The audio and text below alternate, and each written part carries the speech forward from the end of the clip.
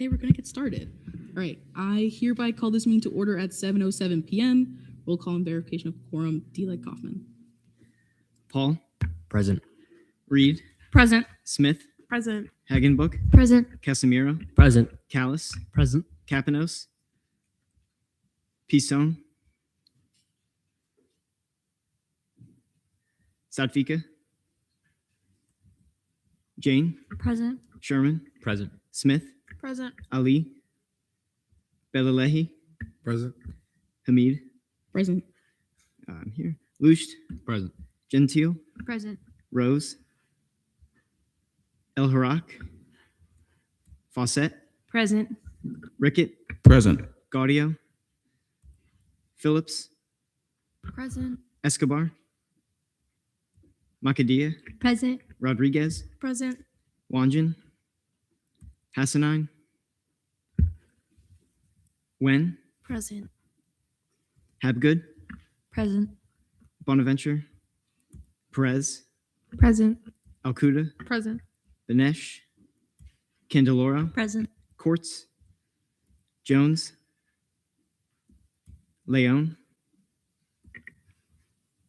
Matthews. Present. McRae. Present. Nurshima Devra. Renda. Present. Gonzalez. Simmons. Present. Todorescu. Present. Varela. Present. Zivin. Lipner. Present. 36 out of 50 quorum is verified. All right. Approval of the minutes. Is there a motion to approve last meeting's minutes? All right. Approve of the agenda. Is there a motion to approve this meeting's agenda? All right. Is there anyone here to speak in open forum? Okay. Seeing none. Announcement from the student body president given by Vice President Benitez.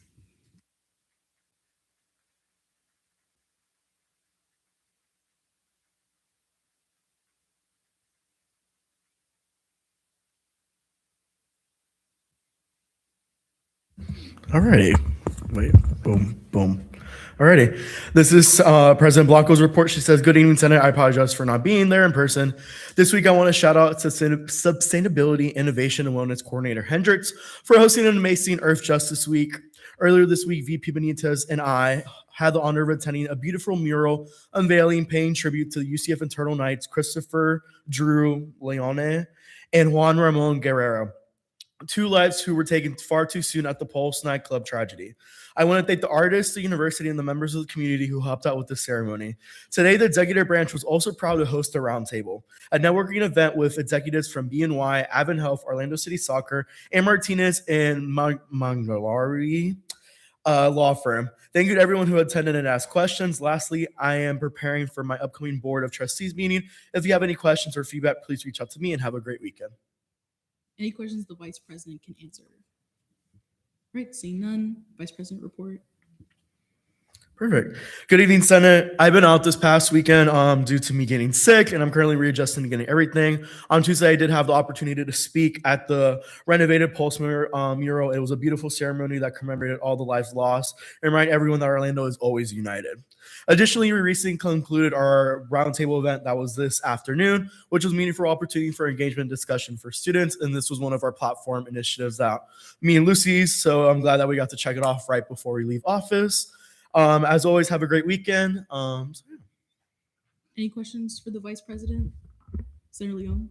Present voting. Senator Leon, president voting at so noted at 7:11 p.m. Any other questions? Okay, seeing none. Thank you. Thank you.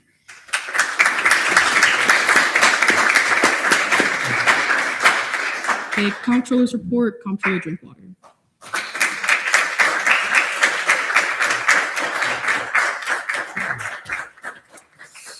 Good evening, Senators. I hope you're all doing well. I also hope many of you had the opportunity to attend the roundtable event. It was a great event. I'm excited for the upcoming events and continuing engagement throughout the semester. The current CRT balance is $3,856.44 with a reversion rate of 3.44%. The current FAO balance is negative $210.37 with a reversion rate of 1.61%. Thank you. Any questions for the comptroller? Okay, seeing none. Thank you. Thank you. Attorney General's report, AG Altoona, and then you could just keep going for the rest of them. Good evening, Senators. This week I've been working on updating our governing documents. I received bills 57, 31, 32, 33, and 35 from Dr. Frame, so they'll be fully updated and posted on the website by Tuesday. I've also been working on my transition binder and meeting with individuals interested in being appointed as Attorney General. If you have any feedback or suggestions for me, I would be happy to include that in my transition binder. Have a great weekend. Governmental Affairs Coordinator DeMarco says, good evening, Senate. I apologize for not being there in person. I am planning on finishing up my transition binder. So if you have anything regarding Day at the Capitol that you would like to add or change, please let me know. If anyone is interested in the position of GAC, feel free to reach out. That's all from me. Have a great rest of your week. Coordinator Jones says, hello, Senate. I hope you had a great week. My last big event is SG Baseball Tailgate, which will take place on April 14th. We will have customized hats and we'll be giving out Kelly's ice cream. Would love to see you there. Coordinator Lopez says, good evening, Senate. This week I worked with Senator Sheriff to plan on improving student visibility at the crosswalks on Aquarius Agora Drive. We will be working with parking services to plan a solution to this issue. Cupcakes with a Cup on April 15th in the atrium from 10 to 12. Thank you all. Any questions that the AG can answer? Yes? I'm not sure if you can answer it, but do you know what time or when we'll know when the tailgate, the baseball event will be? Can I give the floor to Vice President Benitez? You may. I believe the game kickoff is at 6 p.m. So the tailgate, they open the doors an hour and a half before, so it'll begin at 4:30. And it'll just be within the concourse where all the other athletic stuff happens as well. Any other questions? All right, seeing none, thank you.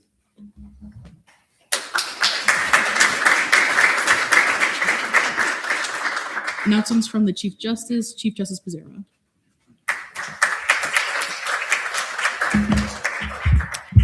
Good evening, Senate. Not much for me this week. The Judicial Council is continuing its operations and preparing for the end of the academic year. Next week, Friday, April 10th from 2 to 5 p.m., the council will be hosting an outreach event called Drench the Bench on the Student Union patio. We will have a dunk tank, free smoothies, and merch. Feel free to stop by and invite your friends. Shout out to Associate Justice Tilkey for winning the JLC Outreach Project last year with this idea and now getting to accomplish it with the external Assistant Chief Justice's help. Lastly, for me, I will be traveling for the next 2 weeks and will be out of the office. In my absence, Internal Assistant Chief Justice Hoffner will take up the duties of Acting Chief Justice. During these 2 weeks, please direct your questions to SGJC internal at ucf.edu or Ashley. Any questions for the Chief Justice? Okay, seeing none, thank you. Thank you.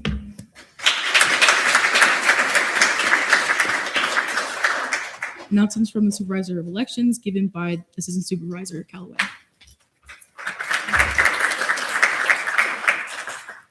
Hi, everyone. Supervisor Collazo apologizes for not being able to attend today. The Election Commission is currently working on transition binders, record maintenance, and end-of-year activities and events. We're also finalizing our ERP amendments for the semester based on our experience and our assessment of which rules worked well and which rules did not. Additionally, he will be meeting with branch heads this week to discuss the passing of the gavel. And lastly, he plans to schedule a meeting with the president-elect about a plan for the commission appointments, and that will be done when she's sworn in.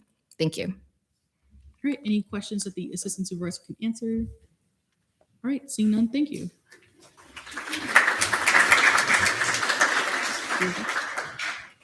Okay, caucus reports, Arab Caucus, Chair Alcuda. Hi guys, I don't really have anything new to report. I just wanted to say happy Arab American Heritage Month. There will be more to come from us soon. Senator El Farag. President Borden. So noted at 7:16 p.m. Any questions for the Arab Caucus Chair? Okay, seeing none. API Caucus Chair, Vice Chair Nguyen, do you have anything? Hi, Senate. Without bi-weekly meeting schedule, we'll be meeting next week on Wednesday at 4:30 p.m.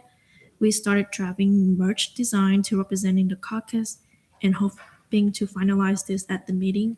So if you're interested, please pop out. Any questions? Okay, seeing none. Black Caucus Chair Smith. Hi, Senate. So this week we approved another ex officio seat, and we are continuing planning for the incoming fall semester. Any questions? Okay. ICTC Chair Varela. Hello, Senate. ICTC met yesterday. It was a pretty short meeting. All we did was vote to give back the remaining of our budget to the Caucus Leadership Committee because we no longer have any use for it, and we voted to sponsor a proclamation. Any questions? Okay. Is the Vice Chair of Latin Hispanic here? Okay. So from Latin Hispanic Caucus, hello everyone. Not much for me. Our caucus did not meet this week. However, we will be meeting next week to continue planning and conducting outreach for our event. On April 21st from 10 to 2 on Student Union Patio, we are hosting our Latin Business Takeover event. If you have any businesses that might be interested, please let us know. Thanks and have a great weekend, y'all. And if you have any questions, please direct it to the chair. Sustainability Caucus, Chair Lickner.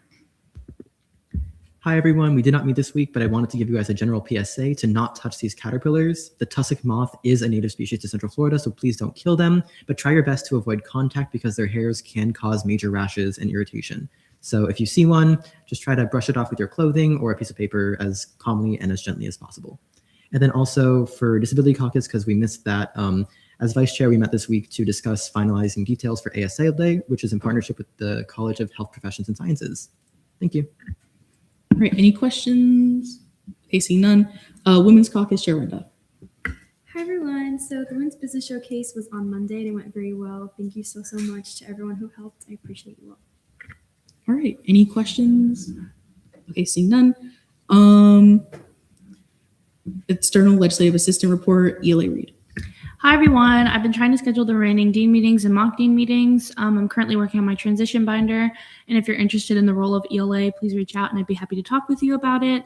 SLC has been going great. This week, the SLCers had a mock dean meeting where we practiced writing and presenting initiatives about their college. If you are a mentor, please make sure you're meeting with your mentees and helping them with their bills. Any questions for the ELA? Okay, seeing none. Senate President Pro Tempore report. So hi everyone, I hope you all are doing well. Obviously, as you can see, the Senate President is not here, so please bear with me. I haven't done this in a while. But this week we had our sexual wellness bingo that went amazingly. So big thank you and congrats to Vice Chair Jones for her work to make that event a success. Tomorrow is Give Some, Get Some, our donation drive. Yay! So if you're available to help, please sign up through the When to Meet. We'll be setting up at 9:30 a.m. and cleaning up at 2:30 p.m. If you have any clothes that you want to donate, please drop them off tomorrow as well. You can get free pizza and learn about some RSOs on campus. So also for everyone who signed up, you should be added to a group chat. If you're not, let me know. Also next week, we have Passing the Gavel and SG on Tour. So if you want the things you get from SG on Tour, make sure that you look at the post and go to those places. And if you have signed up for Passing the Gavel, please come. It's a really fun event. Any questions for me? Okay, seeing none. Deputy Pro Tempore of Legislative Affairs report, Delia Kaufman. Hey, good evening, everyone. I know I've said it a lot, but next Wednesday at 5 p.m. is the deadline for submitting legislation for this session. If you have any ideas whatsoever, please reach out as soon as possible. I look forward to seeing everything submitted in my inbox, hopefully before the deadline, so it's not all at once. But tonight's legislation, first reading, 1 internal bill, third reading, 1 internal bill, 2 resolutions, and 3 proclamations. And on second reading, 2 internal bills and 2 resolutions. Thank you. Any questions for the DLEG? Okay, seeing none. Fiscal Committee reports, CRT Committee, Chair Sherman. Hi, everyone. This week we approved allocations 57, 477, and 478 and had an otherwise uneventful meeting. Any questions for the CRT Chair? Okay, FAO Committee Chair Lucht. Hello, everyone. In committee today, we postponed allocation 57, 192. Any questions for FAO? Okay. ORS Committee Vice Chair Casimiro. In committee, we approved 2 VPFs, postponed 1 VPF, and passed 1 internal bill in first reading. Any questions for ORS? Internal Committee reports, ENA Committee Chair Lickner. I've noticed both Chair Gaudio and Sir Capinos are not here today, so I'm going to bring the energy. Good evening, Senate. We met this week to go over the Supervisor of Elections Memorandum and discuss what changes we'd like to bring to the floor before the end of the session. That's all from me. Any questions for ENA? GAP Committee Chair Varela. Hello, Senate. GAP did not meet today because of quorum concerns, just to give the whole committee a rest after what has been a very busy semester for us. So we'll get back on swing of things next week. Any questions for GAP? SBA Committee Chair Ted Rescue. Hello, Senate. This week we saw 3 proclamations and 1 resolution, and they all passed first reading with the votes there. Any questions for SBA? All right. Internal legislation, notice of legislation on first reading. I hereby remand internal bill 5738 to LJR. Notice of legislation on third reading. Is there a motion for speech, question, debate? Chair Tadarasu. Motion for 5-10-10. There's been a motion for a 5-10-10 and a second. All right. Internal bill 5734, updates to Title 8 proration. Chair Rose isn't here, so Vice Chair Casimiro will be taking up. All right. You have 5 minutes whenever you're ready.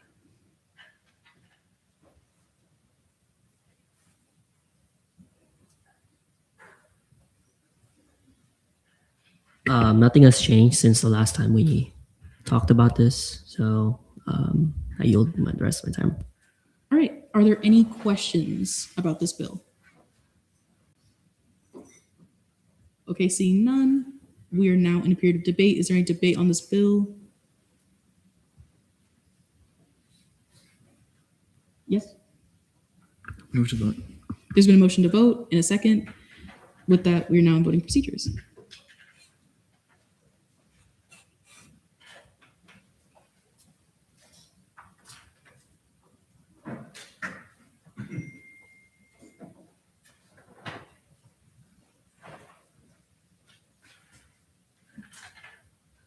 With a vote count of 31 to 0, Internal Bill 5734 passes third reading. Internal Bill 5736 updates to Title 8 FAO Committee revisions. Chair Lush, you have 5 minutes whenever you're ready. Hello, everyone. Nothing's changed from this bill before. These are just our general updates to the FAO appendix. I yield the rest of my time. All right, we are now in a period of questioning. Are there any questions for the author? All right, seeing none, we are now in a period of debate. Is there any debate on this internal bill?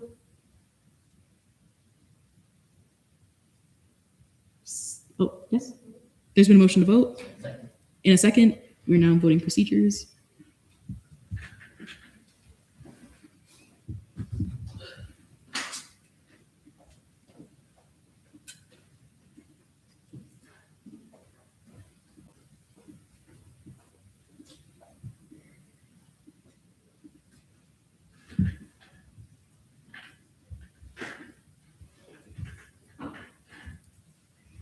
With a vote count of 31 to 1, Internal Bill 5736 passes third reading. Resolution 5719, resolution urging the University of Central Florida to support the use of open educational resources for students. Chair Tadarasu, you have 5 minutes whenever you're ready. No changes have been made to the resolution since we last saw it, so I yield the rest of my time. All right, is there any questions on the bill? Seeing none, we're now in a period of debate. Is there any debate on the bill? Yes? May I retain? You may. Yeah, so like I stated last week, I believe this bill is incredibly important and very well done. I think that all students should have the opportunity to, be able to receive their education without extensive financial burden. And with that, move to vote. There's been a motion to vote. In a second, we're now in voting procedures.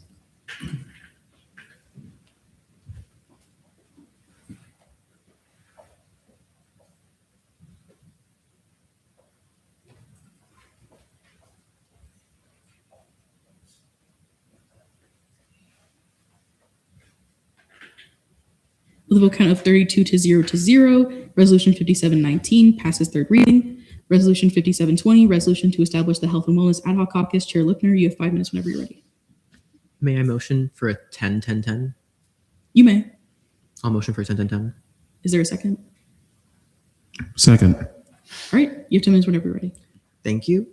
Good evening, everyone. I am here again supporting Resolution 5720, which is establishing the Health and Wellness Ad Hoc Caucus. Before I begin, I do want to briefly acknowledge something that happened from our last meeting. The second reading happened during miscellaneous business, which is where I would not have preferred for a measure like this to be heard. That was done at the explicit request of Speaker Court for voting system purposes, and not because I believe that this was the best placement for the discussion. And regardless, I appreciate your patience and attention with how that unfolded. Now, today, the central question is once again, whether this caucus is actually needed. And while that is the right question, it's one we can also answer by clearly looking at Title 14 and understanding what this resolution actually does. Under Title 14, caucuses are meant to represent distinct student populations whose shared circumstances meaningfully affect access, belonging, or participation in university life. They're meant to advocate for those needs, sponsor measures, and serve as an avenue for concerns, preserve relations with the relevant organizations, review university policies, and provide a specific open forum for students and organizations to address the caucus. So let's take a look at these one more time and discuss and determine why these all fit this caucus specifically. So first, what is the distinct population here? First, it's important to understand that distinct and exclusive are two very different things. A population can be distinct, but still have shared characteristics with many other populations that are similarly distinct. And here, the population is students whose ability to succeed and fully participate in university life is shaped by health and wellness challenges. This can include pre-med, pre-nursing, and pre-dental students who are stressing out about those final exams. This can include engineering students who have an extremely difficult course load on their schedule. This can include pre-law students who are also looking at a major LSAT score that could determine their future. Resolution 5720 is explicit about that. It points to mental health concerns, physical health concerns, burnout, stress, anxiety, financial strain, limited access to resources, and other barriers that affect well-being and participation in campus life. That is the population. Students who are navigating health and wellness barriers that directly affect attention, belonging, academic performance, and quality of life. And some may say this is too broad, but I would argue the opposite. Health and wellness is broad because student life is broad. The fact that these concerns cut across majors, colleges, and backgrounds does not make them any less real, and instead makes them just as urgent, if not more so, than other issues. A caucus does not stop being valid because the students it serves are numerous or small. And if anything, the size and diversity of UCF makes intentional advocacy around health and wellness even more necessary, not less. Second, let's look at the advocacy. The advocacy is focused representation around physical health, mental health, and overall wellness, and access to supportive campus environments to support these goals. And this resolution states that directly. That advocacy can take many forms and can mean sponsoring measures on student well-being. It can mean identifying gaps in services awareness or coordination. It can mean reviewing campus practices and policies that affect health, wellness, and access to support. It can mean using student government's own platform to elevate issues that students are already living through, but may not have one central place to bring forward. And finally, it can mean facilitating events to work in harmony with one another. And most importantly, this is not a theoretical decision. The resolution notes that student government already has a vested interest in health and wellness on campus. We already hosted a mental health and wellness fair this year. We already hosted a midnight 5K. We already host Slime with the Senators. We already host sexual health bingo. And the winning Black and Gold ELC event was called Pause and Reflect. This matters because it shows that there's already a real precedent for student government-led work in this area. And this caucus would not be inventing concern for student wellness out of thin air. It would instead be giving structure, continuity, and accountability for the work that students already are showing a need for. And third, what is the avenue for student concerns? Well, the avenue is the caucus itself.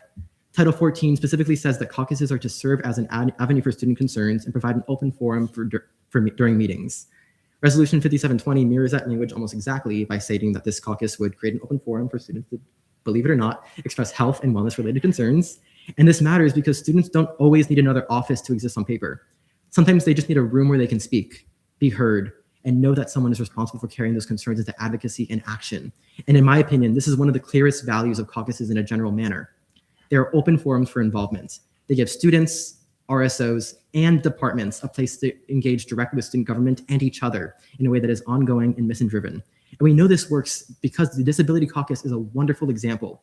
It has active ex officio participation, real engagement from individuals across the branches, and finally, students like Eddie.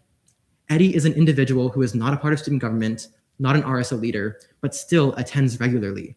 Not because he's required to, but because he generally cares about supporting fellow disabled students on this campus and has ideas on how we can make this happen. That kind of involvement tells us something very, very important. The value of a caucus is not simply event planning or passing legislation. It's that students can have a space that feels real, accessible, and responsive, a place where they can show up. And finally, does this caucus build the kind of relationship that Title 14 expects? Absolutely, because RSOs, student councils, advisory boards, and departments across the board align with health and wellness. And while there are a number, including student health services, CAPS, recreation awareness, and plenty of RSOs, none of them coordinate with one another in a more direct and regular manner. And so this is especially valuable because as a member of the Sustainability Caucus, I was not aware of how lacking in interconnection our departments are. Last year, the Sustainability Caucus had a monumental achievement of collecting around 10 university department leaders and getting them into a single call to discuss all things sustainability. This included facilities, utilities, recycling, housekeeping, the Arboretum. And on that call, we learned that this was the first time in 10 years that all of those people had ever been in a meeting together. And that wasn't just, oh, there was a meeting 10 years ago. In their 10 years at UCF, they had never been in a meeting like that. These are things that I would have assumed that are happening on a regular basis, but clearly are not. And caucuses are one place where we can hold these conversations. And so for those reasons, I urge your support for 5720. And with the remainder of my time, I'd like to motion to allow for Senator-elect Caleb Barrios to speak as a non-committee member. Are there any objections?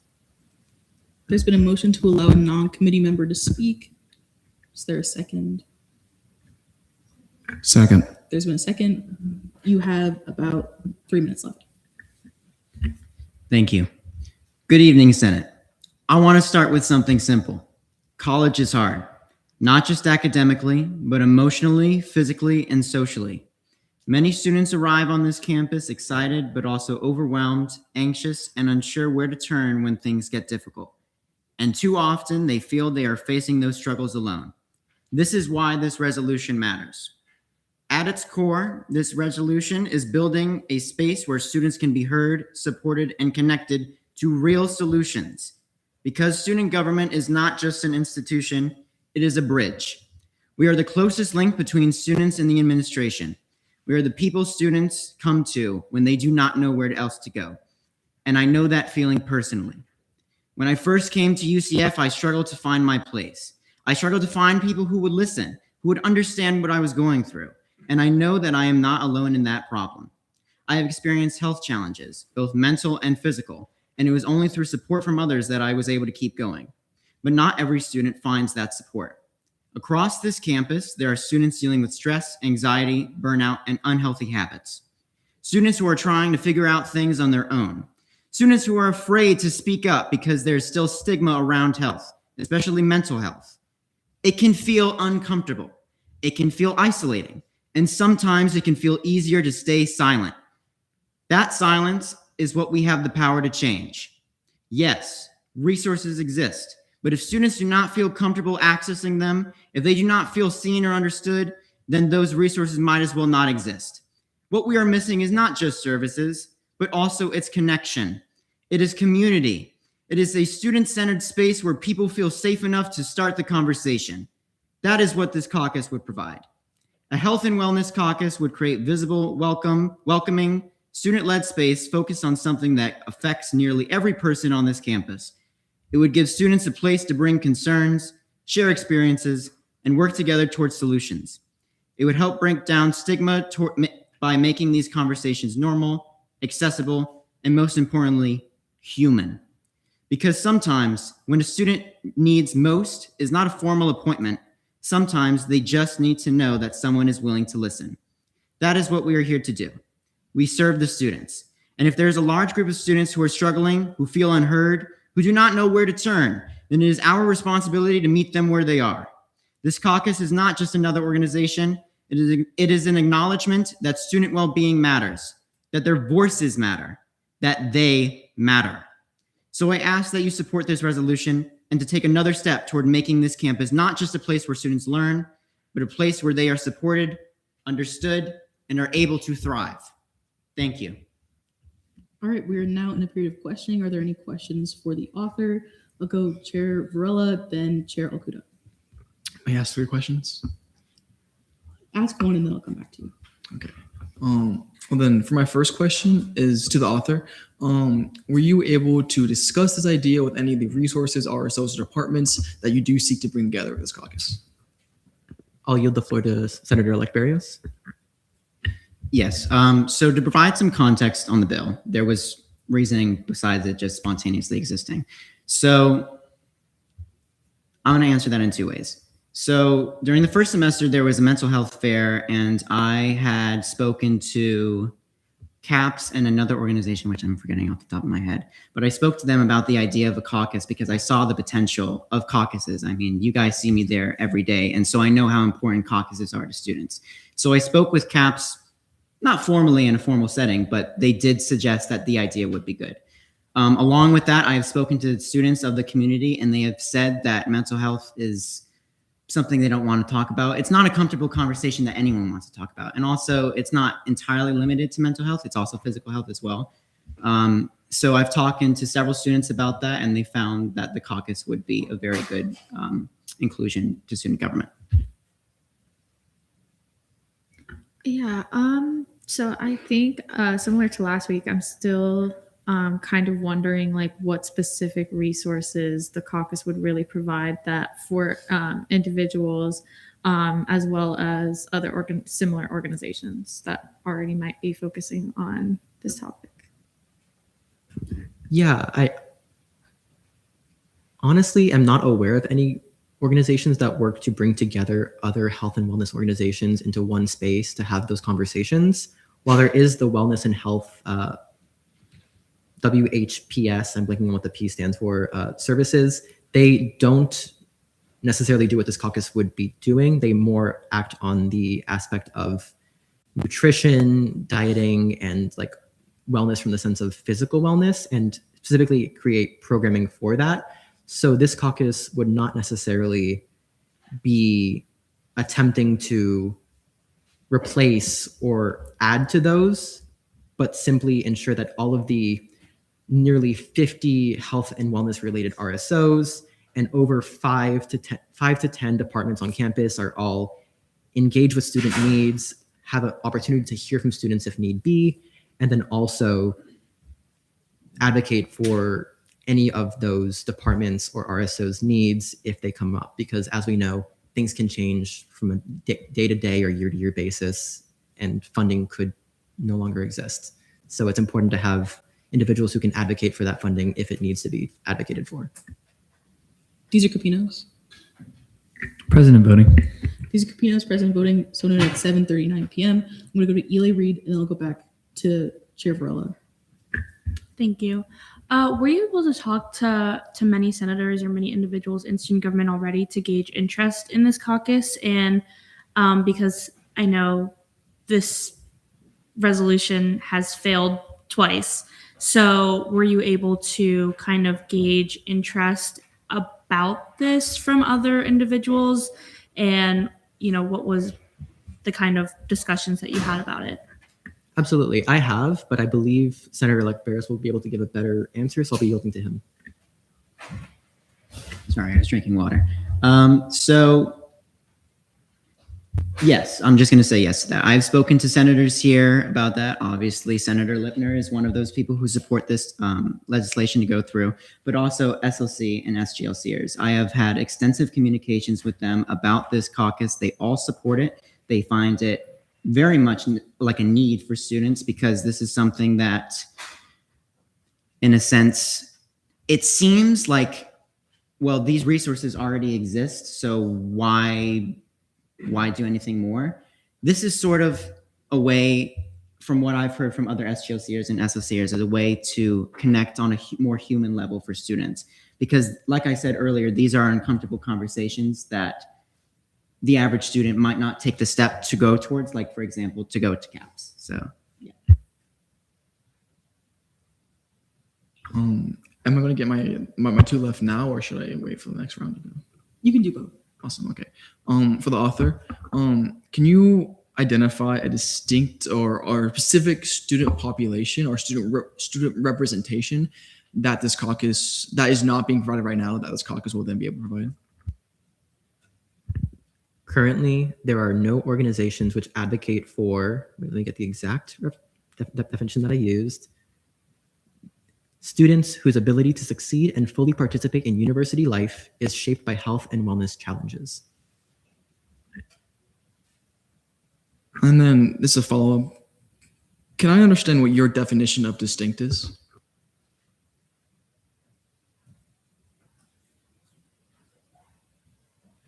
I would typically use the Oxford Languages definition of recognizably different in nature from something else of a similar type.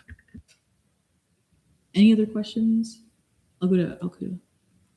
Yeah, this is just sort of a follow-up to the answer provided to my original question. So other than, how exactly do you anticipate bringing different facets of the community together to really impact the students? Like what impact are you really anticipating this caucus directly have?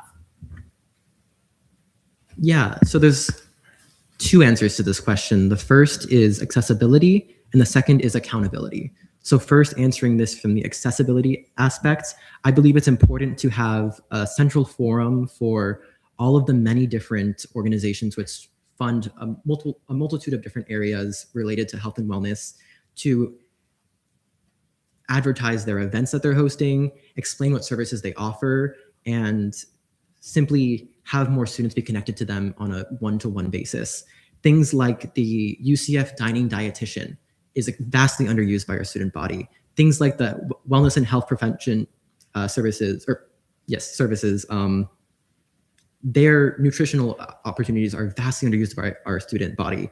CAPS in general is vastly underused by our student body. And these are things which the individuals who run these departments are saying to us as student body senators, at least to me when I talk to them. And so from that aspect of accessibility, I believe would be very valuable. And then from the accountability side of things, it's also valuable to have department leaders to have the opportunity to meet with students on a weekly basis or a biweekly basis, and some kind of regular basis, because for the most part, individuals working in CAPS, the RWC, all of the other health, I'm sorry, I'm blanking on them right now, dining services, all of the other health and wellness areas simply don't have a forum to speak to students on a one-to-one basis. On a regular basis, pardon. They can do so on a one-to-one basis, but students with concerns cannot simply call up the head of dining services and explain their needs or wants. A caucus like this, however, would be able to have ex officio seats from dining services, the RWC, CHIPS, CAPS, all of the groups, and ensure that they are being heard, seen, and also in these conversations with students on a regular basis to ensure that they are being heard, seen, and respected. Because like we said, this is a human aspect.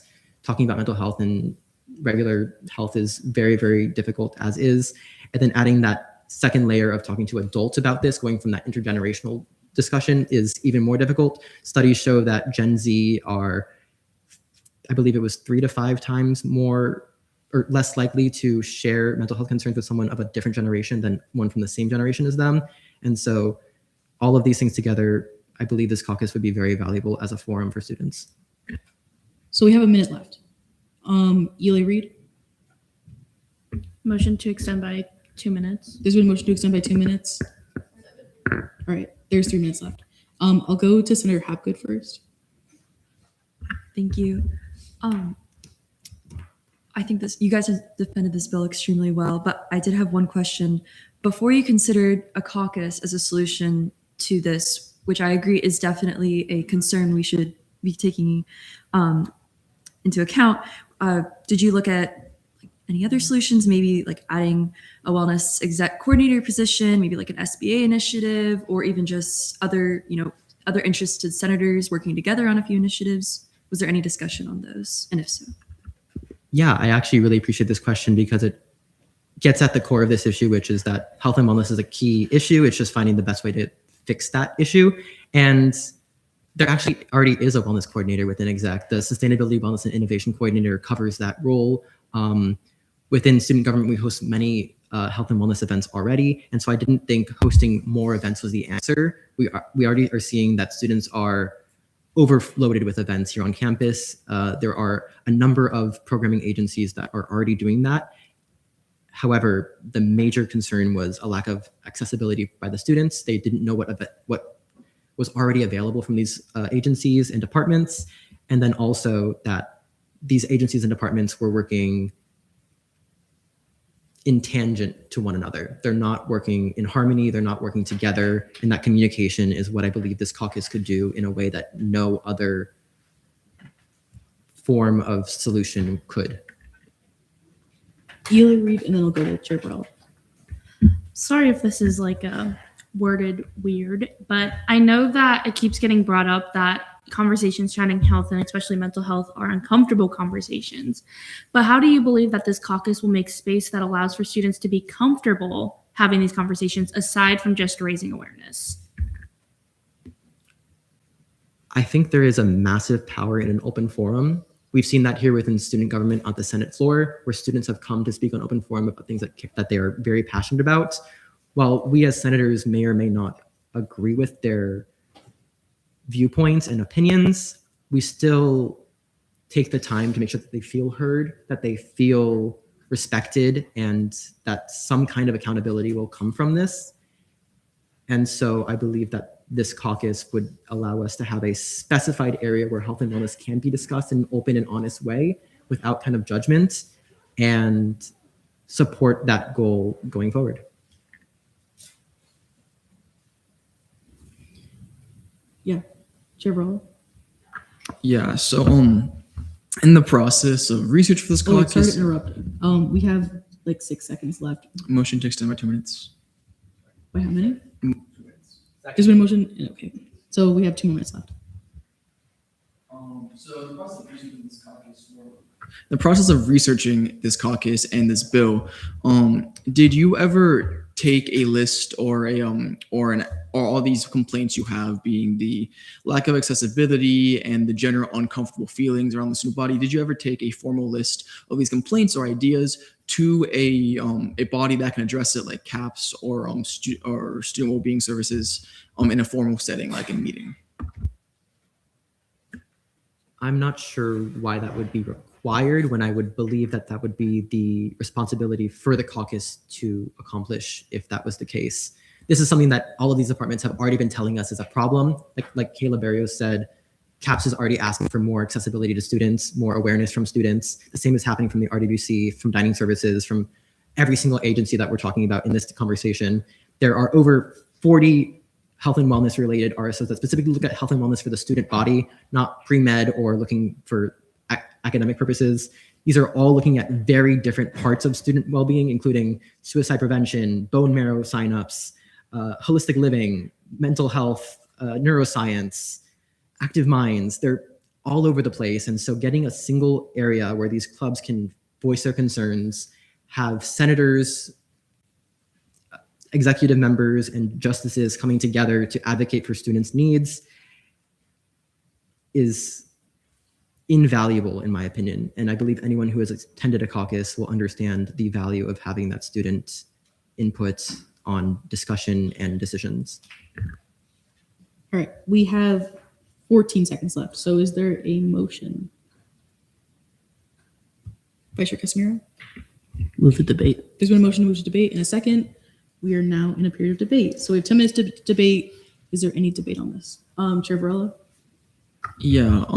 First, I think it's really important to stipulate that the question being brought before us today that we have to answer is health and wellness a worthy cause to advocate for? And is it a good thing to have in this new body? I think the plain answer to that question is yes. Everybody wants everyone to feel comfortable going to the resources and being able to feel healthy and be good students.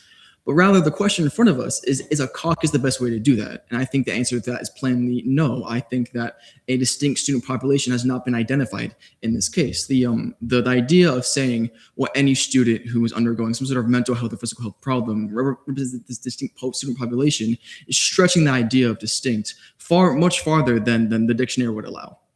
And I think that a lot of what this caucus would do can be accomplished without the existence of this caucus. SBA does a lot of fantastic work when it comes to working with CAPS and the mental health resources. Like we said, we already have a coordinator within the executive branch that does fantastic work, trying to do this outreach. And nothing said today has kind of presented the idea that there's an explicit new idea that only this caucus can accomplish.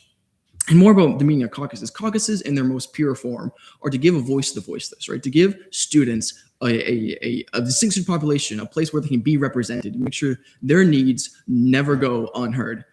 I founded the caucus in the past. I'm a founder of the Intercampus Transfer Caucus because I saw that transfer needs and the needs of other campuses were almost never talked about in this body. As opposed to mental health and wellness, I think that is something we very often talk about. It is something that SBA takes very seriously. So I don't think that there has been a lack of representation that has been identified that this caucus would solve. And thus, I think that it is better to bring these initiatives with you as an individual senator, to push an SBA, to push as a senator. And and use those methods to accomplish your goals rather than creating a whole new caucus that simply doesn't seem it's quite needed at this moment. I'll go Chair Okuda, then Chair Lipner, and then Chair Tedeschi. Yeah, I'd like to echo a lot of the sentiments that Chair Varela just stated. He kind of took a lot of the points that came to my mind. But I would also just like to add, I think that really the only initiative that I've been hearing so far is that the caucus proposed would just sort of be a means of open forum. And while I do appreciate the importance of open forum and allowing having that sharing of dialogue is important, I don't think that a caucus is needed to exchange that, right? I think that there's already many resources in place and different areas across campus that students could go if they're looking to find resources regarding health and wellness. I don't think that a caucus is needed to really alleviate any sort of real issues. I don't really think any real issues that the caucus could achieve in its scope have been presented. Although I do think that, I understand the difficulties that students may have transitioning to college. Personally, just as someone who transitioned to college and found it very hard, I understand that perspective, and I understand that we should promote student success and health and well-being, right? But we have different ways that can be achieved, like outside of this caucus, and I really haven't heard a way that the caucus would really impact the students in that regard, other than just serving as open forum, which could just be an initiative, like others have said in SBA, right? I don't think that a caucus is really needed here. So I'll be voting against this, not because I don't think that the issue is important, but just because I do not think that the caucus is the solution for this topic at hand. Chair Lipner? I'll yield to Senator-elect Barrios. I object. Do you take that back? No. Yes. It's pro. Ashley? So in debate, once you're debating on a matter, non-committee members cannot debate. They can participate in questioning and talking like open forum setting, but that is not technically allowed. Copy, so I can speak on his behalf. That's completely fine. First and foremost, I would like to combat the discussion that caucuses need to be a distinct area with no existing departments or places for students to go existing. First off, the Multicultural Student Center has a Black Cultural Suite, a Latinx Hispanic Cultural Suite, an Asian Pacific Islander Desi American Cultural Suite, a MENA Cultural Suite, and an LGBTQ suite. These are all caucuses that we currently have and are supported by the MSC and are stronger as a result of that connection. When we look at things like the Transfer Caucus, there's a transfer center that advocates for student needs. And theoretically, students could go to that if they had any concerns about transfer students. They don't have to go to a caucus. But that caucus is there to strengthen those concerns, to strengthen that connection between students and departments. That's what a caucus is for. It's the bridge. And I believe that this caucus would be that bridge for health and wellness needs, because there is no current bridge for students to departments. This is not existing and is absolutely needed because students are not getting the help that they need in the ways that they need. Thank you. Chair Tedeschi? Yeah, I'm essentially just going to echo the sentiments of Chair Varela and Chair Okuda. Again, I'm a big advocate for mental health and like overall health and well-being. But when it comes to caucus, I just don't find it necessary. I think this can be done either within SBA or within the executive branch. And when it comes to RSOs, I think we're already delegated RSOs, and you can pick the ones you're passionate about, whether they're mental health related.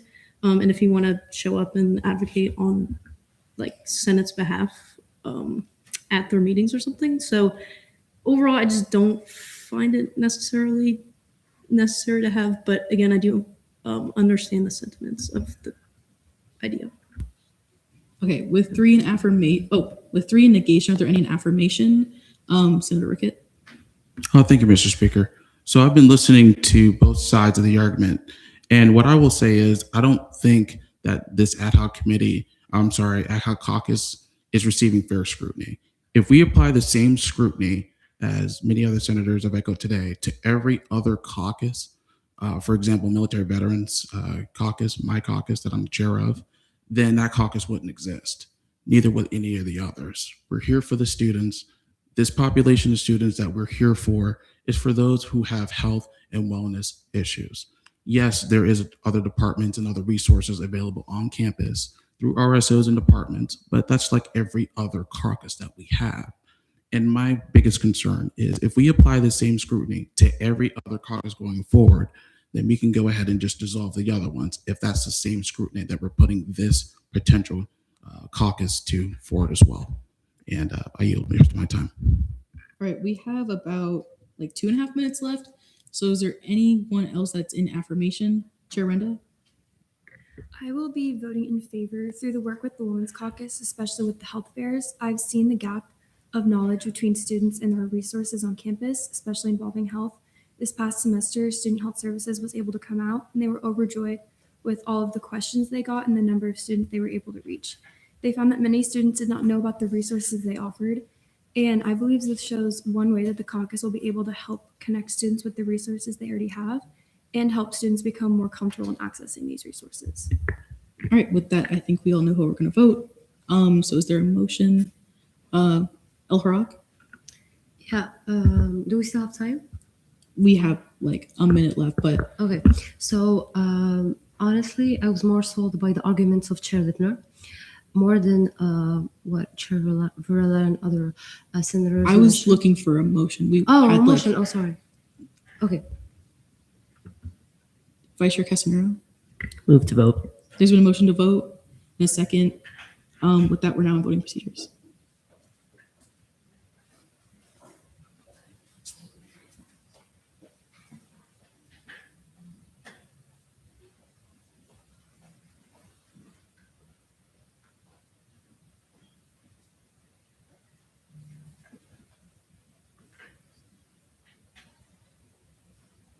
With a vote count of 18 to 15 to 0, the resolution 5720 passes third reading. All right, notice of legislation on second reading, bills, internal bill 5737, 2026 to 2027, funding limitations for registered student organizations. Chair Rose is not here, so Vice Chair Casimiro, will you be taking up? All right, you have 5 minutes whenever you're ready. Hey everyone. So each fiscal year, the RS committee has to set a funding cap for RSOs, especially for FAO and CRT. So this fiscal year we had it at 21,000. In previous years we had it at 24, so we've been kind of reducing it at 3K. This bill is introducing the funding cap at $18,800. I will yield all like questions to CRT and FAO chair if they have any, but I yield the rest of my time. All right, we're now in a period of questioning. Are there any questions? Vice Chair Jones? President voting. Oh, I'm so sorry. Vice Chair Jones, President voting, so noted at 8 p.m. Chair Lipner? Just curious if we know how many allocation or bills would have exceeded that total in this session.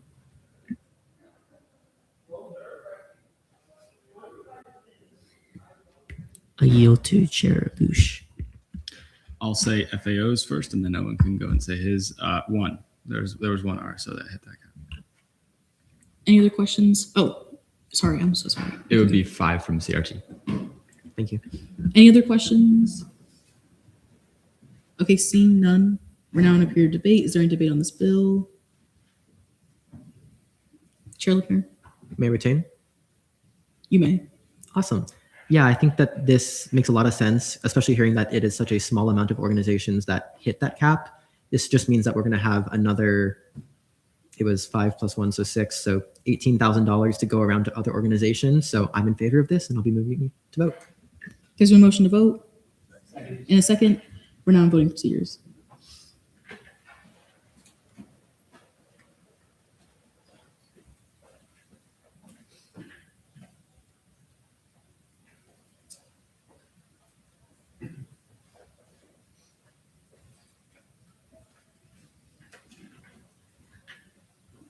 With a vote count of 30 to 1, internal bill 5737 passes second reading. Resolutions, resolution 5721, resolution discouraging the defunding of lead scholars from Senator Callis. Senator Callis, you have 5 minutes whenever you're ready. Thank you, Speaker. Good evening, Senate. The reason this resolution has been made is because lead scholars have experienced budget cuts, leading it to become a one-year program instead of its two-year program that's been for the past 30 years. And although it is not official, applications have not begun to be accepted for lead scholars for next year, so it is looking like the program is coming to an end.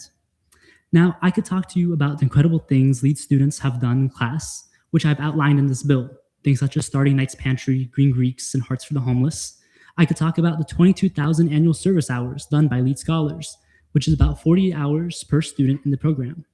I could tell you even how lead scholars make up less than 0.5% of the student body, but in this room today, we have about 5% of senators, which, considering they're only 0.5% of the student body, it's pretty impressive. No, instead of giving numbers that are outlined, I want to read an excerpt from a former lead scholar written in their lead class. LDR 3215 is a service learning course taken in the 3rd semester or start of the 2nd year of a lead student. You get to choose between many specializations such as healthcare study, the environment, civil discourse, and the class which this essay was written in was focused on individuals with special needs. Just to let you all know, the names in this essay have been changed to protect the privacy of the individuals mentioned, but I think this essay speaks volumes for the importance of this program. I used to be more human. When I was 7 years old, John jumped off the slide and landed on my head, burying my face in the sand. I begged the PE monitor not to take away his playground privileges because he didn't know better. John had autism, but it didn't matter. When I was 17 years old, Tom had a crush on me. Every day at lunch, he would bring me a cookie. He said I deserved the cookie all the time. I stopped going to lunch. Tom had autism, and it mattered. I used to be more human. Originally, I selected this course because it was most convenient for my schedule and did not even know the subject until I walked into class the first day. But I am changed. I had let myself become apathetic. I paid no mind to the special needs community simply because it did not affect me, and I am ashamed. I am ashamed that I let myself become another person who only felt pity. Nobody needs pity. What people need is friendship, respect, and love. Now I know that the world I live in isn't the one I want. I want a world where everyone has their rights acknowledged and represented, and they are valued for what they can do rather than damned for what they cannot. I have learned from my ignorance, and I'm on my way to being more human again. Thank you, Speaker. I yield the rest of my time. All right, we're now in a period of questioning. Are there any questions to the author? Senator Rickett? Oh, thank you, Mr. Speaker. To the author, can you just provide, just for myself and other senators as well, just some context on why do you think the program's being cut or why there were being reductions, please? Yes. So about the reductions, I was not able to get much information because I believe it's private information.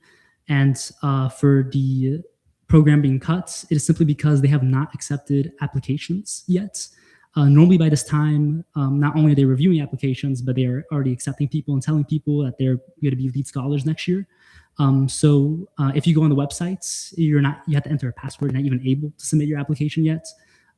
So that means that next year there will be no first year students, and all the first year students right now are graduating along the second year students. Any other questions, Senator Rickett? One more question. Are there any potential solutions, or maybe is there something that can be done in order to help change or maybe advocate it on a different level besides this piece of legislation? May I yield to Cesar Capinos? You may.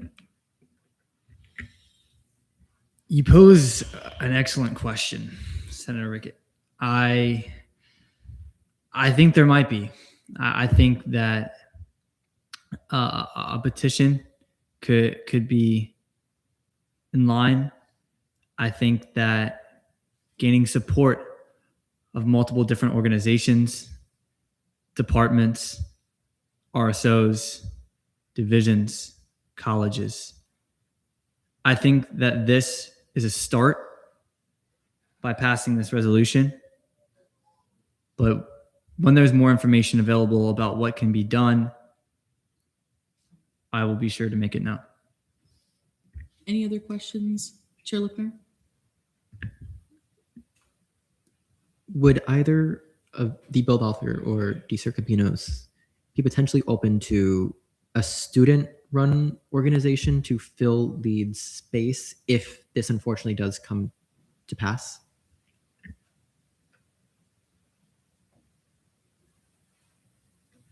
The way that LEAD operates right now, it is technically, I'd say, student run in the way that students take leadership positions within the organization. I rather it not be something that's solely funded by student governments and have access to more resources than we can provide. And I guess that's all I can say on that for now. Any other questions? Chair Lipner? Yeah, just a quick follow-up. Can you elaborate on where those resources are used and how they impact the student body?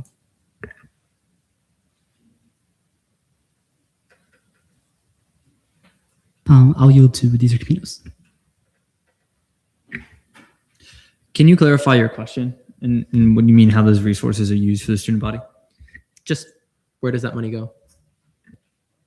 The money that LEAD receives? Correct. So I was talking to a good friend of mine. He's actually the finance director for the LEAD Scholars Academy, and he was telling me about how the program is funded. The money goes to sponsorships that LEAD students get for being a part of the program. That also goes to funding the faculty that's within LEAD Scholars and funding the students that work at the front desk. But the money goes so far beyond that. It supports the support system for LEAD.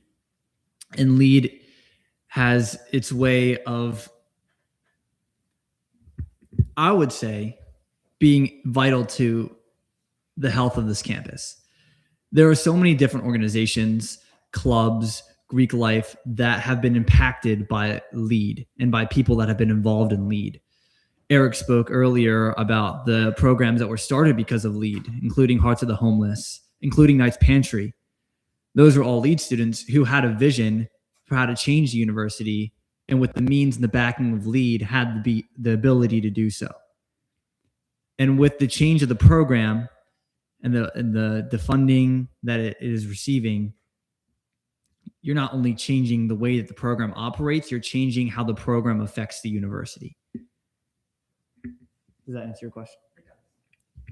Any other questions? So, Chair Lipner? Sorry, just one more follow-up. Can you clarify who gets those sponsorships, I think you called them, and how much that would be?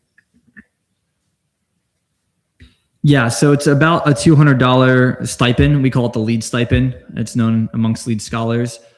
It's basically an award that you get every semester if you meet the requirements of LEAD. LEAD has requirements for academic purposes and involvement purposes, and you have to maintain a GPA of above 3.0. So if you fall out of any of those requirements, then you do not receive your LEAD stipend. Any other questions? Senator Hopgood? There's been a motion to move to debate. In a second, we're now in a period of debate. Is there any debate on this piece of legislation? Also, really quickly, DLEC Kaufman LC or amendment as a technical. Chair Renda? I will be voting in favor. I think this is great. I was in LEAD Scholars and it helped shape my leadership greatly. It has given me direction for my future, and I believe that with its continuation, it will be able to do the same for others. Any other debate? Chair Lipner? Yeah, I am very much so in favor of this legislation. For a little bit more context, the College of Undergraduate Studies, which is now the Department of Interdisciplinary Studies, houses the leadership major, and all of the courses offered by LEAD Scholars is funded or housed also within that college or department now. And so this defunding is inadvertently also a defunding of my department, and I am very much so concerned about that. The hearing that faculty members are paid for by LEAD allocated funds is especially disheartening and concerning, especially when considering the fact that leadership is one of the, if not the most valuable soft skill out there. According to this research published in 2026 from Jose Carlos Ballester Miquel, the role of soft skills in workplace innovation. Leadership is by far the most significant on influence in regards to innovation, and shows that it is extremely valuable when talking about problem solving and other forms of advocacy, which is vital to our students' population. And so as a result, I will be voting in favor, and I urge you all to do the same. Any other pieces of debate? Senator Fawcett? May I retain? You may. Okay. I will also be voting in favor of this legislation. I think in the different avenues of organizations that I'm involved in, the quality of scholars that LEAD produces, you can always, in any leadership organization on campus, like you mentioned with student government, there is always an abundance of LEAD scholars in those programs. So for me, just what LEAD produces in the students is extremely important. And I believe they do great work. And with that, I will definitely be voting in favor of this amendment. And with that, I move to vote. There's been a motion to vote. In a second, we're now in voting procedures.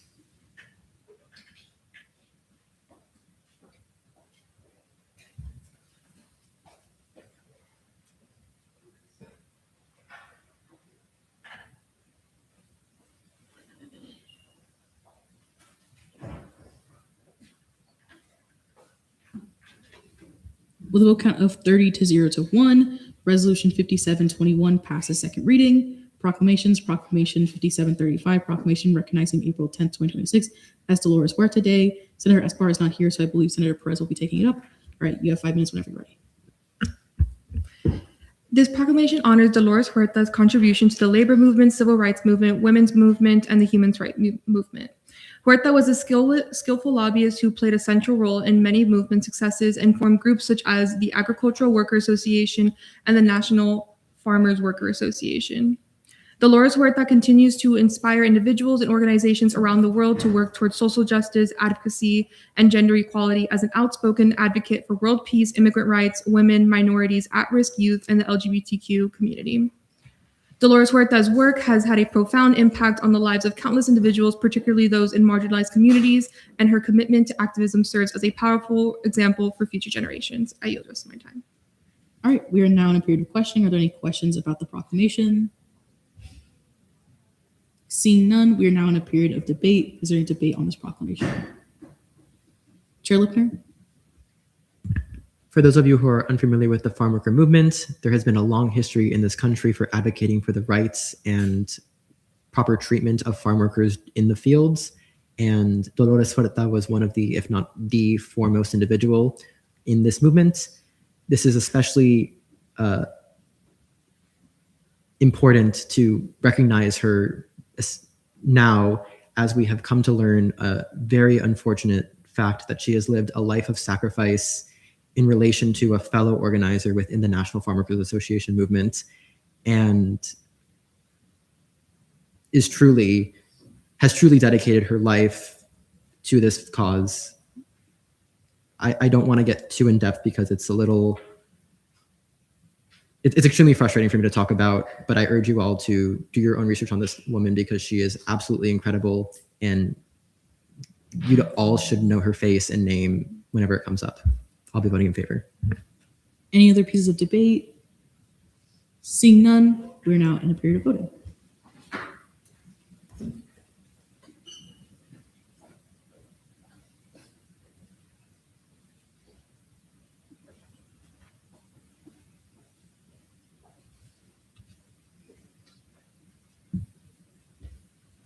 With a vote count of 31-0-0, Proclamation 5735 passes second reading. Proclamation 5736, proclamation recognizing April 14th, 2026 as Pan American Day, and April 12th to 18th, 2025, we'll fix that, as Pan American Week. Chair Tedeschi, I believe you'll be taking this up. Okay, you have 5 minutes whenever ready. So Pan American Day and Pan American Week have been recognized in the United States since 1931, which observed the voluntary union of American republics in one community. The Organization of American States consists of 35 independent nations from North, Central, and South America. These nations are neighbors and share land, history, and common goals that work toward peace, justice, and prosperity, and should be treated with dignity, worth, and respect.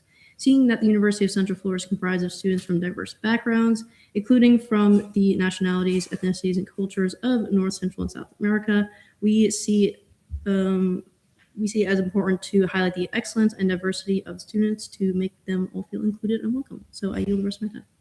All right, we are now in a period of questioning. Are there any questions for the author?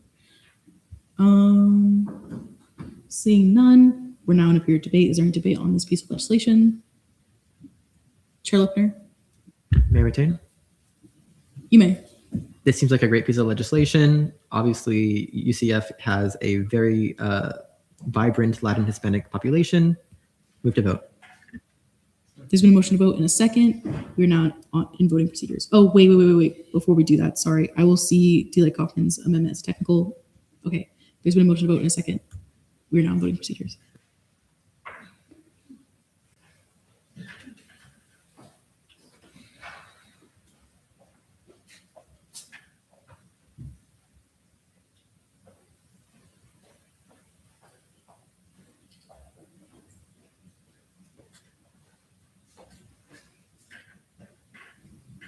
Okay, with a vote count of 31 to 0, Proclamation 5736 passes second reading. Proclamation 5737, proclamation recognizing April 4th as National School Bus Driver Appreciation Day from Vice Chair Smith. You have 5 minutes whenever you're ready. All right. April 4th is National School Bus Driver Appreciation Day, and it is important to recognize UCF shuttle drivers for the important role they play in the UCF community. Shuttle drivers must work long hours and maintain flexible schedules to keep up with the demand of the ever-expanding UCF community. With route changes becoming more frequent, they also take on the added responsibility of ensuring students board the right shuttles and get off on time. The service shuttle drivers provide for the student body should not be overlooked. Thank you for your time. I yield the rest of mine for questions. All right. Are there any questions for the author? Seeing none, we're now in a period of debate. Is there any debate for this piece of legislation? Oh, okay. I'll go to Senator Perez first. I'll be voting in favor of this. Our shuttle drivers are the best people ever. Inter-campus students rely on them. They spend hours and hours every single day basically driving in circles on the same routes over and over again, and they do it with a smile on their face. They're the nicest people ever, so I'm very glad that we get to show them just a little bit of appreciation. I saw Vice Chair Casimiro next. I'll also be voting in favor. My dad's a bus driver, not here, but he also deals with a bunch of other schools. So he works a lot and he's a hard worker, and I appreciate him for this, and is a good proclamation. Any other pieces of debate? Senator Fawcett? As someone who uses the campus shuttles on a regular basis, I will echo the sentiments of how wonderful the drivers are. I will also like to add that not only do they do their regular shuttles, but they make sure that students, at least the Rosen campus is the one I'm familiar with. Rosen campus also comes and stays late after football games so that Rosen students can come and go to and participate in other activities on campus as well. So they go above and beyond to make sure that all of our campuses are connected. So I will definitely be voting in favor of this piece of this proclamation. All right, seeing 3 in affirmation, is there a motion or is there anyone in negation? Chair Tedeschi? Move to vote. There's been a motion to vote in a second. We're now in voting procedures.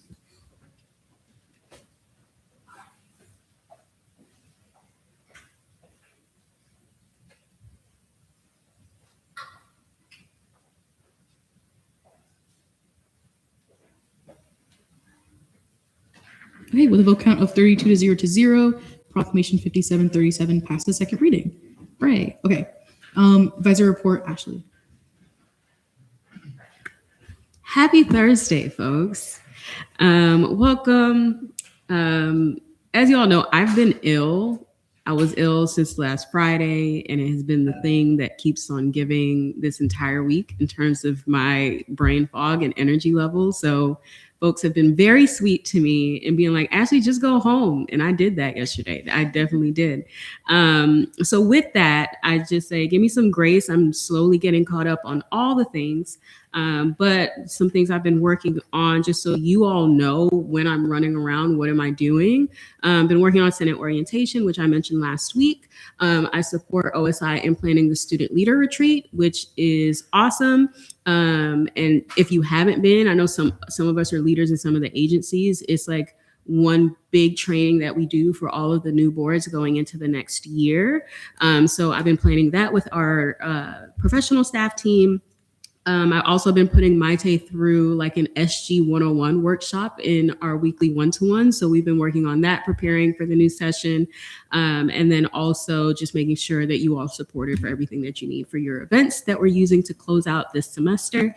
So if you need anything from me and I forget, which is very, very possible, if not likely, just send me a follow-up message and 2 or 3 if required, and I'll make sure I follow up with you all with what you need. But yeah, don't be shy. I'm here to support you all. So if there's anything I'm not doing that I should be, just let me know and I will take no offense. So with that, I came bearing 2 National Day of. So drum roll, please. It is National Burrito Day and National DIY Day for our folks that are a little more crafty. Any questions for me? Chair Lickner? Do you DIY? And if so, what are your favorite things to do? I like to play carpenter with no tools. So I usually go and bother my brother to buy stuff for me so that I can like do whatever I have to do for my house. I also have like a sedan, so transporting things is usually like not possible, but I have dreams. Yeah. Dreams and aspirations. And that's what matters. Anyone else? Okay. Maite, do you have anything to say? You can just say hi. Hi everyone, I hope everyone is good today. Following on what Ashley said, if you need anything from her and she doesn't respond, you can let me know too, and I can follow up with her and I can let her know that you need help too, okay? And yeah, that's all. I'm so sorry, I'm tired. Real. It's been a long week. Okay. Miscellaneous business. Okay, no resignations. I hereby appoint Senator Makadia to ORS. Okay, Senator shoutouts. Oh, real quick. Okay. So I saw Chair Tedeschi first, and then I'll go to Senator Matthews and then Vice Chair Casimiro. Okay. Shout out CRT and shout out ICTC. Great work pranking yesterday, guys. Oh yeah, they were completely bamboozled. It was so much fun. Shout out Anna. She left for a minute, but she's back. Shout out Owen. That is a crisp suit. I thought it was new. It's still not, but it's okay. I was informed he has 5 suits. Shout out Victoria. Tough shirt. Oh,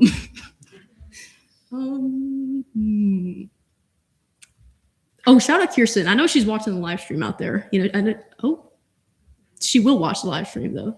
I can feel it. And that's it. If she's Kirsten, if you're watching the live stream, turn it off. Turn it off. She responded to our messages a little too quickly. Okay, Senator Matthews. Okay, I have 2. Shout out Jason for chairing this meeting. He did a really good job. And then I told Jorge I would do this like weeks ago, but Jorge got a job, and I'm so excited for him. I love employment. Vice Chair Casimiro. Shout out CRT and FAO, my fiscal committees. You're amazing. ORS, Sammy too. He's sick, so I don't know if I'm sharing the meeting tomorrow again. Mila for the ride, thank you.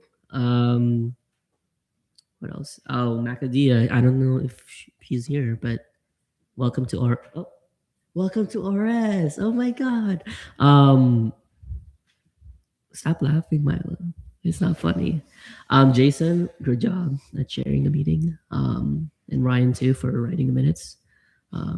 These are comedians. You're amazing. I'll just shout out everybody. Thank you. Thank you guys. Eli Reed. I want to give a quick shout out to Mila for always taking nice photos of myself when I'm doing things I'm not supposed to do. Highlight yesterday, I had 5 seconds to look at my phone and I get a nice photo of myself from across the student union. So thank you so much for that. I really appreciate it. Real. Chair Lickner. First off, shout out to Kalis and Kapanos for a great resolution or proclamation. Very, very valuable. Shout out to Vice Chair Matthews for being my rock when it comes to ENA stuff. Truly couldn't do it without you. Shout out to all the grad students. You guys always add such great input to all of our conversations, and I really appreciate your perspective. Shout out to Habgood. I always also appreciate your perspective and the way you navigate Senate in general. And then final shout out to all caucus leadership. I know that this is kind of a scary time, but we're almost done, guys. Finish strong. I'm excited to see the final things that we get done. Thank you. Okay, I'm gonna do like 3 more. These are Capinos. Okay, I want to shout out our tennis team, even though I wasn't able to be there. Brought home the win. We definitely served. We had 6-1. We won 6-1. So clap it up for them. Really proud. Great job. For everyone on the team. Sam's on the team. Nick's on the team. Owen's on the team. Believe Luke's on the team too. Also, shout out to the bingo, sexual health wellness bingo that happened the other day. I was there and it was a lot of fun. I did not win bingo. I had to leave early. So if anyone won bingo, congrats to them. Shout out to everyone that helped with the resolution I talked about today. That was a very important issue in my heart. And for everyone that had something to say about it, I appreciate your input too, because that means a lot to me. Shout out to Ryan. Shout out to Jason. You guys are great. I'm glad to see you up there. And shout out to everyone else. People that talk, people that haven't talked, people that are just sitting in these chairs that are here tonight and always give good information and things like that. So shout out to you guys. Okay, who's the lucky last person? Oh. Okay, fine. I'll do 2 more. Okay, Senator Callis. First and foremost, I want to shout out Cameron. Thank you so much for helping write that resolution. Without you, this wouldn't have been possible. Also, thank you to you, Jimmy, for helping out the resolution as well, and anyone else who helped out. And lastly, I want to shout out Maite and Gabriel because we are going through business finance and we got that. We're going to ace the next test. Senator Leon. I'm going to give 2 shout outs to myself because I've been having a rough semester and I deserve it. One, I received a job offer for summer camp counselor at Orlando Science Center. So I get to work with kids, which is going to be really good for me and very look good on my resume. And secondly, I began court proceedings to be legally adopted by my family and change my name to theirs. So that's going well. Always make sure to shout out yourself. Okay, so I'm gonna.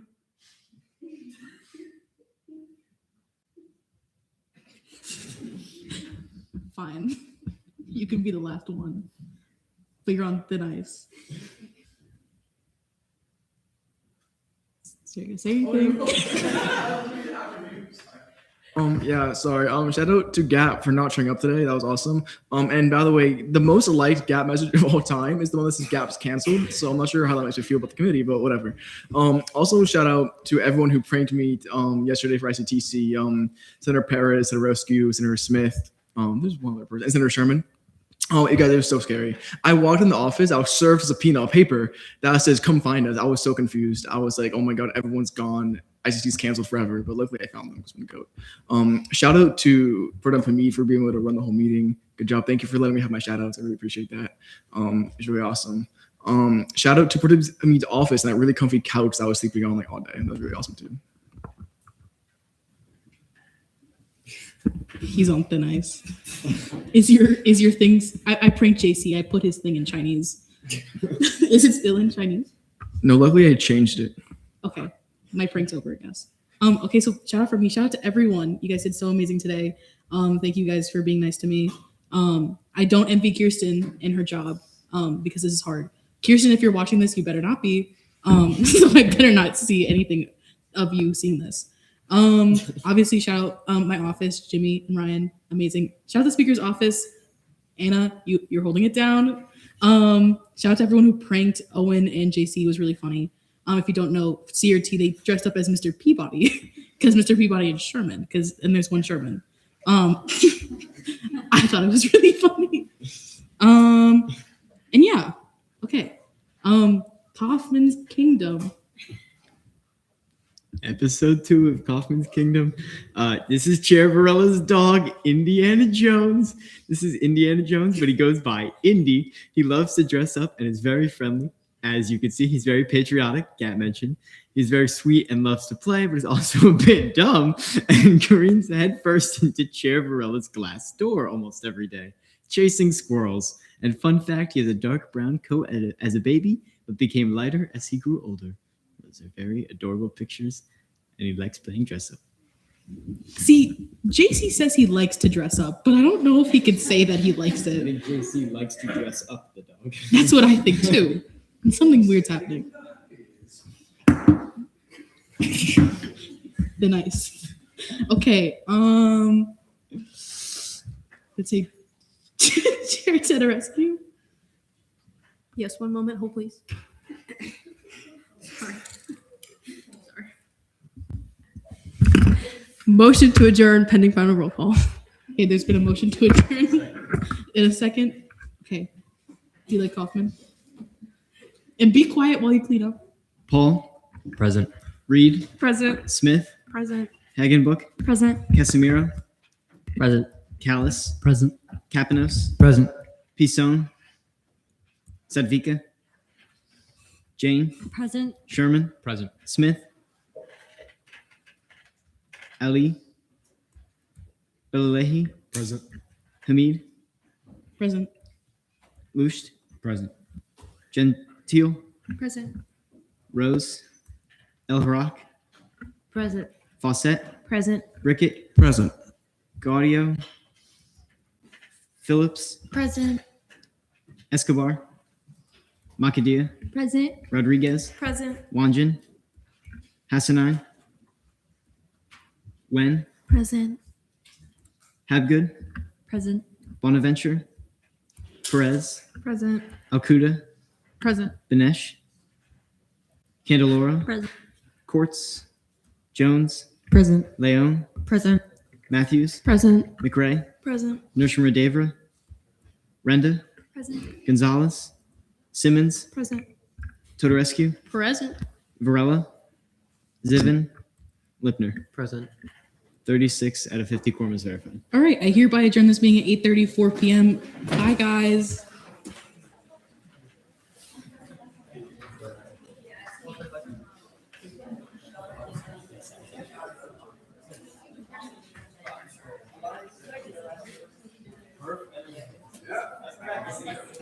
Bro, I'm telling you, every meeting I go